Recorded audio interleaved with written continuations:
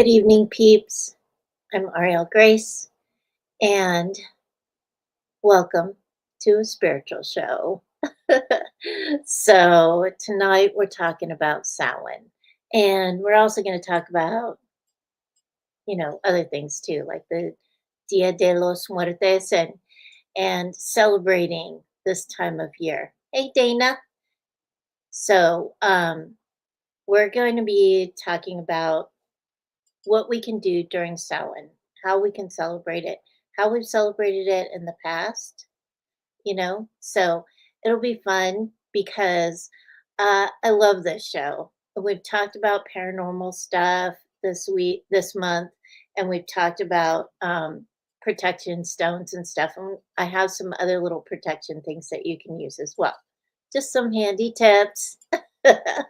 Okay, so before we get started, I have a couple of announcements. First, um, go sign up for my newsletter on my website at aurielgrace.net.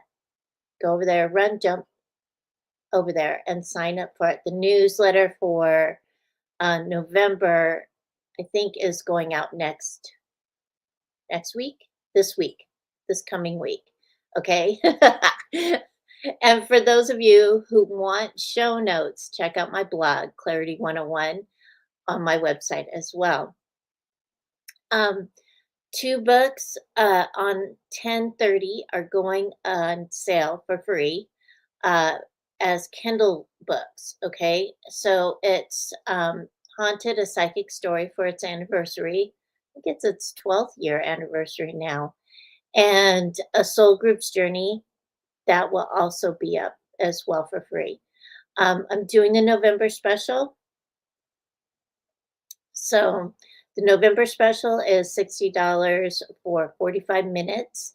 It's readings, it's a reading and energy work. So if you want to book for November, please email me at agangofgirlsinc@gmail.com. So next week we have the astrology show and Mercury is going retrograde. Yay! Isn't that great? I know. I was excited when I found out. I was like, oh gosh. So, for those of you who are planning things for November, be patient. Okay? Be patient. Just be patient all through November. It'll be fine for realies. All right. So, Samhain, it's spelled Samhan, and it's a Celtic word. Okay? Um, there are other like indigenous people that also celebrate this time of year, and they have their own festival word for Samhain. Okay, um, but I use that word because that's the first word that I learned a long time ago. Besides Halloween, Halloween is I don't know. I don't want to call it a byproduct, but it is it is something close to Samhain. So we celebrate that day because um, it is the day that the harvests were brought in, and they've inventoried them. Everybody's getting ready for winter. And hi, Mom. And it's a time where people can settle in, get comfy at home because back in the day, like we didn't have trains, planes, automobiles, or cell phones. So once that harvest was in, the community had a big festival. And so people would come throughout the community to one place. Usually it was a hall or something. And they would have a huge feast. And during the feast, there were storytellers and actors, and they would act out things that would have happened to their ancestors. And they were dressed up in costumes and everything. And that's where we get the costuming now for trick or treating or the masquerade balls.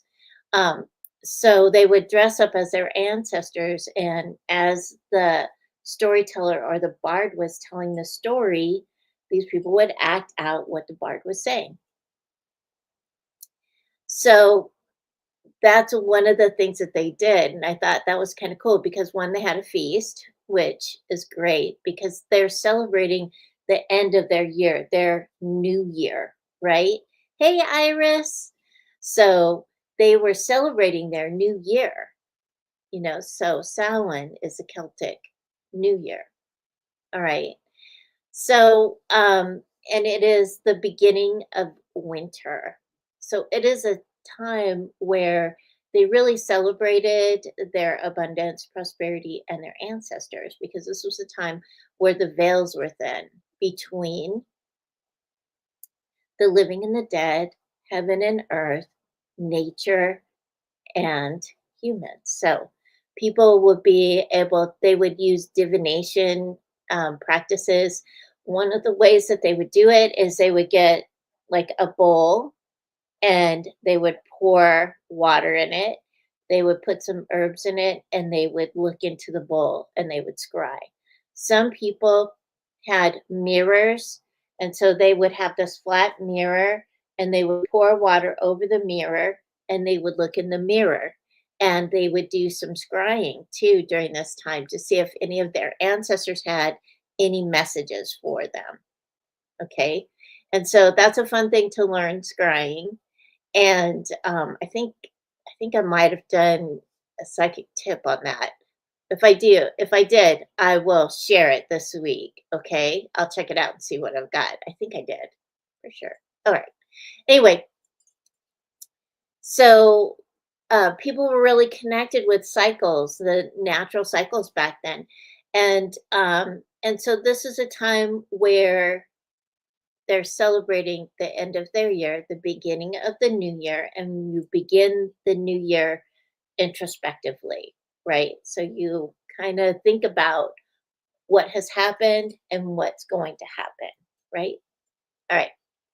So the spiritual themes are, they include honoring ancestors, acknowledging acknowledging death and new beginnings, warding off mischievous spirits, and performing rituals for protection and reflection. All right. So we do that today. We share stories about our grands and our great grands, and we share stories about our families. We visit the cemeteries, we clear the graves, we bring in flowers, or we bring in things for to honor those people who have passed before us. So those are things that we do, and we again like bringing those things to for the people. We're leaving offerings to them. We're honoring them, right? Okay. All right. So, and this has happened throughout history. This is not just right now. It's happened throughout history all over the world at this time of year. It's some kind of crazy consciousness thing, right? All right. So people would have they would celebrate by having parties, parades, trick or treating, celebrating Dia de los Muertos, where there's parades in Mexico. There's these like awesome parades where they put flowers all over the place, all over, and they have what do you call those? The with the parade motorcade. They have flowers all over them, and if they're anywhere near water, they have boats and they have flowers all over them, and that's how they honor their dead, and that's really cool. The Vikings, they also like lit up bonfires and stuff. That the Chinese people during Chinese New Year, they have lanterns that they light, and they put them up into the air or they let them float along the water. In Hawaii, they bring down flowers to the ocean and they lays and things like that, and they let the ocean take them. So there's all kinds of ways that you can honor your ancestors that are pretty cool, right? And you're happy that you can connect to them at this time because, again, the veils are thin. And so any message that you would give them, they're going to hear it. And you may even get a message from them. You may not hear the message, but they may send you something that is in remembrance of them. Okay. Like a lot of people like butterflies. And so whenever they see a butterfly, that is something that is a sign that their ancestor is there, or someone who has passed that they love is there. And they're like saying, hey, I'm good. Okay. Everything's good. Okay. All right. So sometimes what would happen is people also would they would go out into nature and they would collect things and they would bring them in. A lot of people will grow lavender by their front doorstep. Um, and they will also put salt on the sills. A lot of people during this time too will go and clean their house. I'm in the process of doing that. That's why my throat's scratchy because I've been dusting today. So, um, clearing the house, cleaning it up, getting ready for winter, and sweeping out all the stuff from the front door to the back door or the back door to the front door. Either way, you're sweeping out all the stuff that you're done with. Your all that energy that has like sat in your house that you don't want anymore, right? So you sweep it out. That's why we have brooms. Use those brooms. Okay. So, and I wanted to show you this too. This is so cute before we go to the next part of it, because I'll talk about brooms too. But I got this cute little broom from Aldi. Isn't it cute? It's a cinnamon broom too. So it smells, my living room now smells like cinnamon. It smells so good. So if you do not want a big broom, you can go to Aldi and get a little cinnamon broom. And what you can do with the broom is sweep, sweep, and sweep your corners of the rooms and sweep out all of that residual energy that is in your home that you don't want anymore. Okay? Thank you. Smells so good. Okay. So the ancient Celts believed that during Samhain, the barrier between heaven and earth of the living and dead is at its thinnest, making it easier to communicate with ancestral spirits. So, really, during this time, if that's what you want to do, connect with them, give them things that they like, make offerings, talk to them. Okay, so they can send messages back to you. Because I know a lot of people ask me, like, about those people that are passed on. Like, are they okay? Yeah, they're okay. They're okay. They made it. They made it to the place. All right. So, um, as we move into this is like we're standing on the precipice and we're looking to the future, which is winter. And so, and this year really is a year that to think about that so that we can really think about what we want, what we desire, and what we're willing to give up, and to listen to that good guidance from our ancestors to assist us as we go into the darkest part of the year. So, we're going into the darkest part of the year so that we can come through and be the light. Okay. All right. So remember, there's quarterly celebrations, and all societies have them. They may not be on the exact same days, but they are. And even spiritual institutions like churches, they also have those celebrations. They just overlap a little bit. Samhain lasts like 3 or 4 days, actually. So it's like a day before the 31st, so the 30th, all the way to the 2nd. And then on the 2nd, the 1st and the 2nd, that's when we're also celebrating Dia de los Muertes. And All Saints Day, right? All Souls Day. So um, this is the great time. It's a great time to connect and practice flexing those intuitive muscles. So try it out. Okay. All right. All right. So they did have fire festivals. And sometimes you'll see this in the country, like you'll see bonfires and things like that during this time of year because back in the day, what they would do is fire is a cleansing thing. And so they would use the fire to cleanse. And sometimes they would just throw things on the fire that they knew that could burn and that they didn't need anymore. So they would feed the fire, so that it would burn up the stuff. All right. It's a great way to cleanse fire. All right. And you don't have to set other things on fire. Please don't. Remember to call the fire department if you're going to have a bonfire. Okay. And you can light candles. And if you don't like lighting candles, you can always go to the dollar store and get the little battery operated candles and light those. I have those here in this apartment. Okay. All right. Because that electric or battery operated candle, that is the symbol for your fire. So, and that can help with your celebration too. So, like if you're having a party, have a bunch of battery operated lights so that you don't have to worry about anybody knocking over your candles. All right. All right. So, the reason why I brought the broom in here, one is to help so that you can see that you can sweep away energy that doesn't serve you. All right, cute.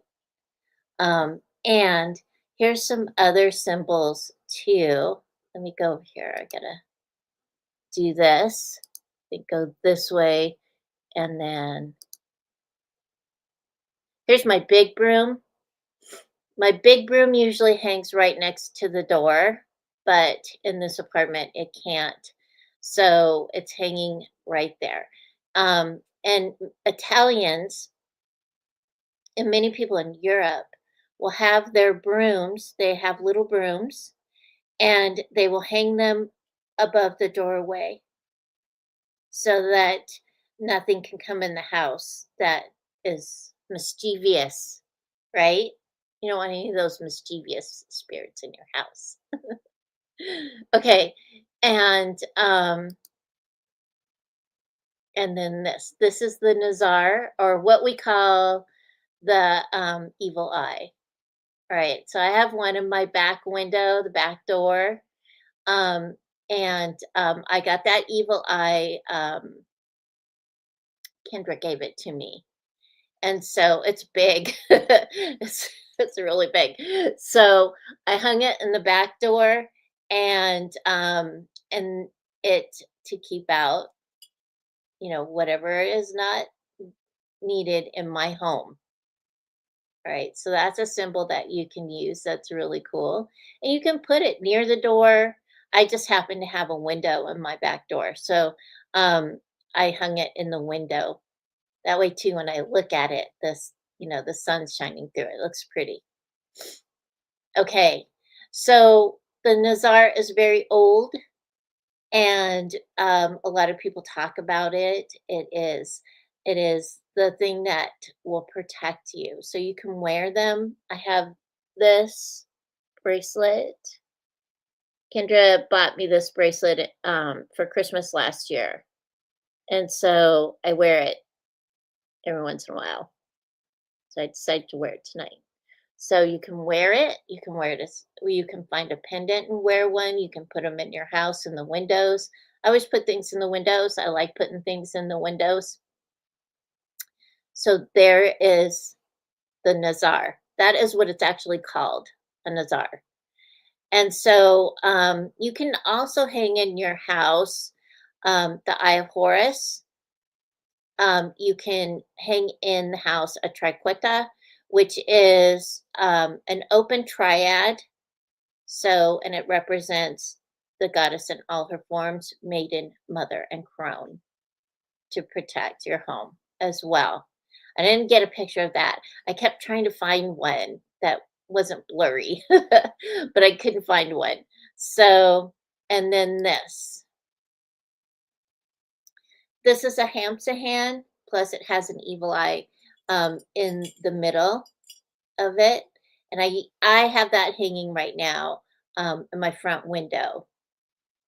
And so it's really pretty. And you, if you've ever seen any of my videos when I was in Florida, you probably saw that hanging in my office because that's where I always kept it in there. Um, I had a great palm fan that would just cover my living room windows. And so, and that's another thing too, is if you want to grow plants and you have lots of plants near your front windows, those plants will help to keep anything negative out of your house as well. So my big palm tree plant, it was a palm fan, and so it just had, the fans would just go out and it would cover the window and protect it. And so that's why I kept the ham to hand in my office. This, the ham to hand pointed this way, is powerful, and it is a protective thing. And so it is a protective symbol. And as well as, what do they call there's another name for them too, the Fatima hand. Yeah. So those hands are really protective and very, very pretty too. I love mine because it has bells on it. I didn't get the whole picture because I was standing up on the chair and I kept rocking back and forth. I almost fell down while I was taking the picture.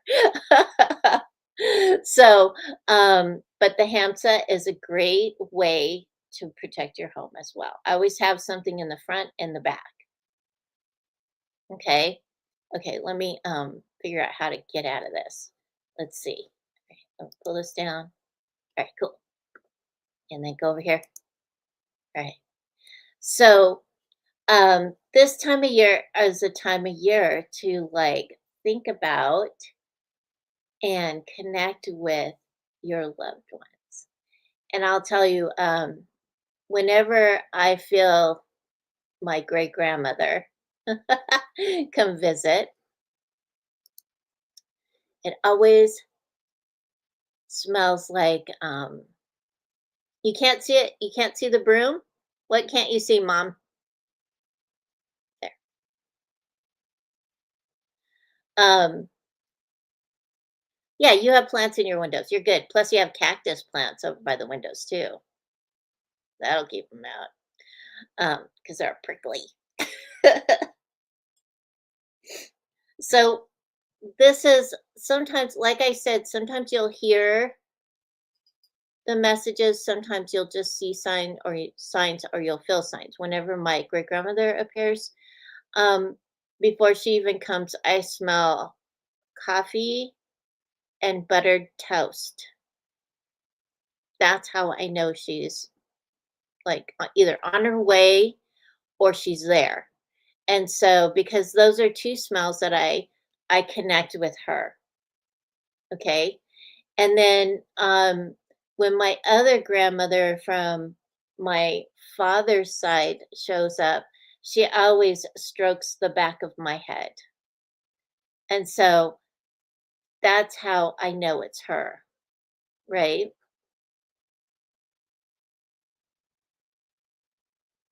Oh, okay, yes, I will show I'll show my bracelet again. So, so these are things to think about if you're connecting to your ancestors.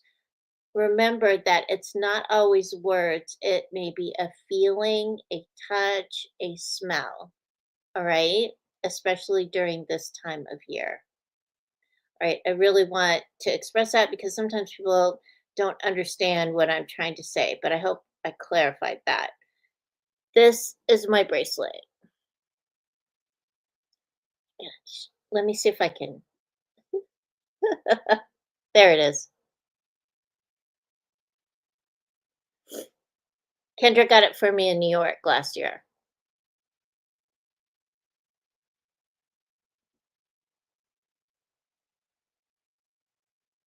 That's perfect, Iris.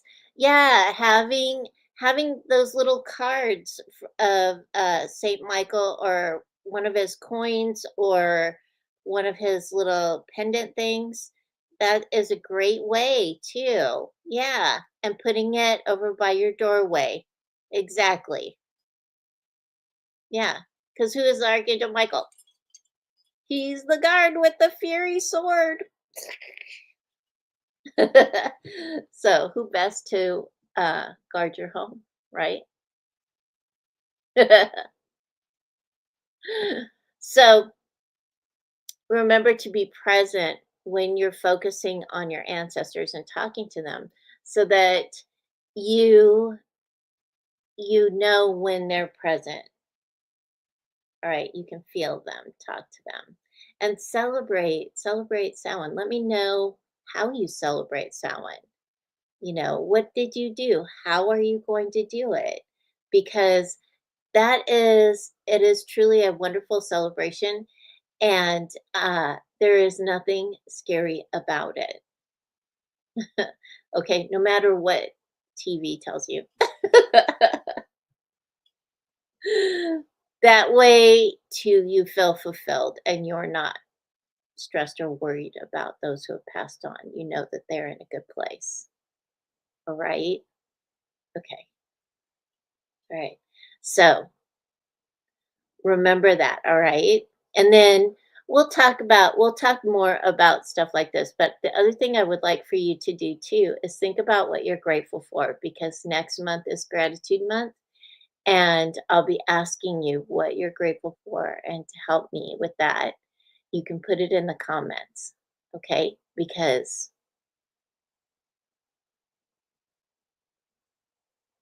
yeah, that would be it. Cigarette smoke for Grey Ground. Yeah. I don't smell that when she comes. I smell coffee and toast. I think it's hilarious. So, all y'all flex those intuitive muscles this week.